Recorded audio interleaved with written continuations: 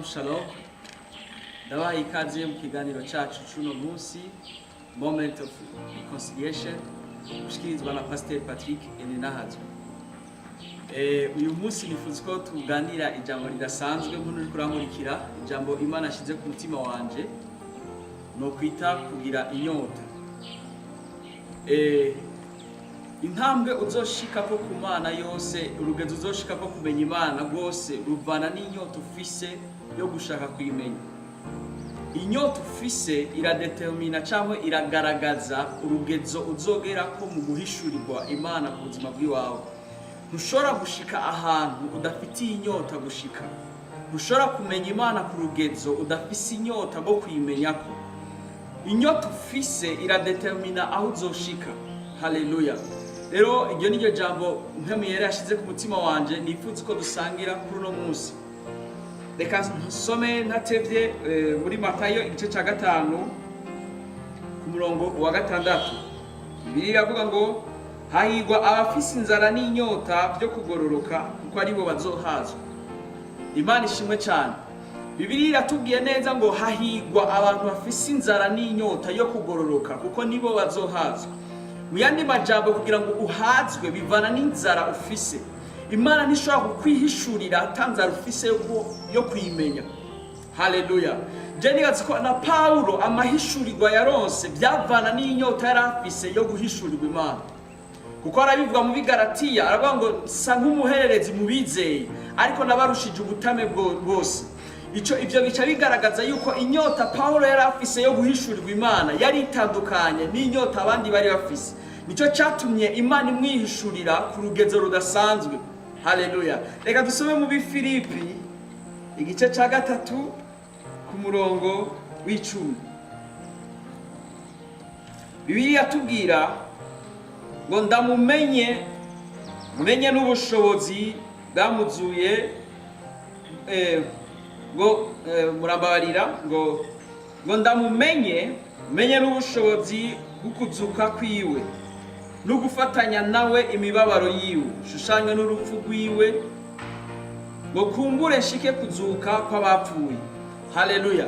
Paulo yari afise inyota yo kumenya Kristo. Mu ijambo ry'Imana ngo ndashaka kumumenya, ngo ndamumenye gose, ngo menye n'icyatumye ubwanje na jewe mfatwa. Rero nimba ushaka ko Imana ikwihishurira ku rugezo ruteye ubwoba utegeza kuba ufise inzara n'inyota yagutse. Mwene data turi kuramurikira uyu munsi ndashaka kugutera intege. Gira inzara n'inyota yo kumenya Imana. Gira inzara n'inyota yo guhishurirwa Imana ku rundi rugezo.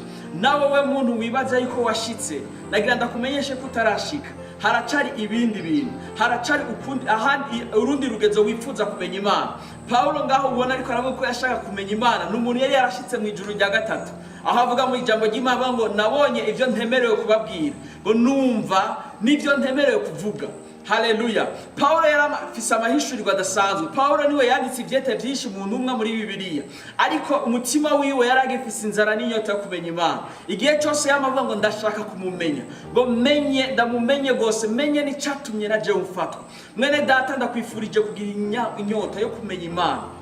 Kuko ntushobora guhazwa, ntushobora guhishurirwa ikintu mu Mana. Imana ntishobora kukwihishurira mu gihe muri wewe utaragira inzara n'inyota yo kumenya iyo Mana.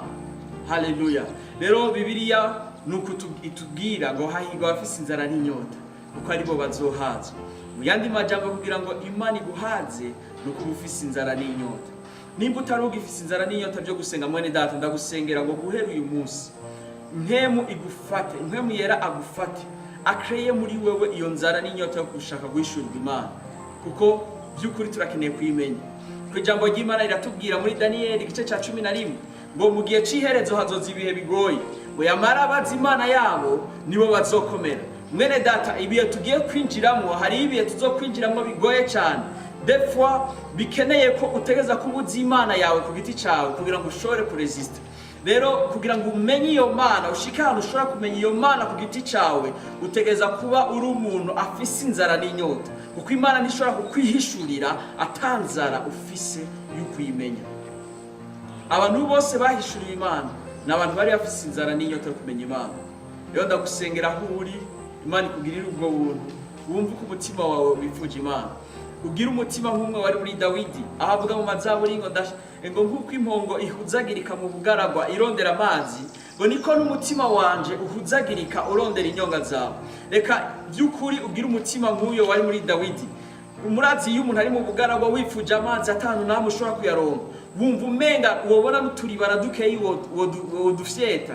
Haleluya. Rero nipfuze ko na wewe ugira inzara n'inyota nk'impongo iri mu bugaragwa, niba uhoraho azoshobora kuguhaza ibyiza. Mwarahezagiwe cyane. Reka dufate umwanya ndabasengere. Umuntu uri kuramurikira, sinari bwigere mfata umwanya wo gusengera abantu muri iki kiganiro, ariko numva ndongoye kugusengera aho uri hose. Nimba ugwaye, nimba wifuza kumenya Imana ku rundi rugezo, reka usenge hamwe na jewe. Data, ndagushimiye ko ari wowe waduhaye kino kiganiro, ndagushimiye ko ari wowe washize kino cyiyumviro mu mutima wanje. Ndasengera umuntu ariko arandaba papa. Bibiliya avuga ngo iyo uvuze biraba, iyo utegetse bigakomera, uhamagara ibitariho nk'ibiriho. Mana, ndasengera uyu muntu yarama yifuza by'ukuri kukurondera, yifuza by'ukuri kuba muri presence yawe, ariko bimugora ahari hose. Ndasenga ngo ubuntu bwawe bumushoboze papa gusenga mu izina rya Yesu Kristo. Ndasengera n'umuntu yoba agwaye ariko arandaba ahari hose, ndavuga ngo iyo ndwara ihunge mu izina rya Yesu Kristo. Ijambo ryawe riratubwira mu Banyefeso igice cya 5:1 ngo twigane Imana nk'abana bayo. Mu ijambo ryawe tukaba tubona ko Imana ukuntu ikora ihamagara ibitariho bikabaho. Ndavuga ngo iyo muntu yaragwaye, ndahamagaye amagara meza mu izina rya Yesu Kristo. Iyo muntu byari bisigaye bigora gusenga, ndavuga ngo gusenga bimushobokere guhera uyu munsi mu izina rya Yesu Kristo. Mwarahezagiwe cyane bantu bariko muramurikira. Ubuntu bw'Imana bukomeze kubana namwe. Shalom.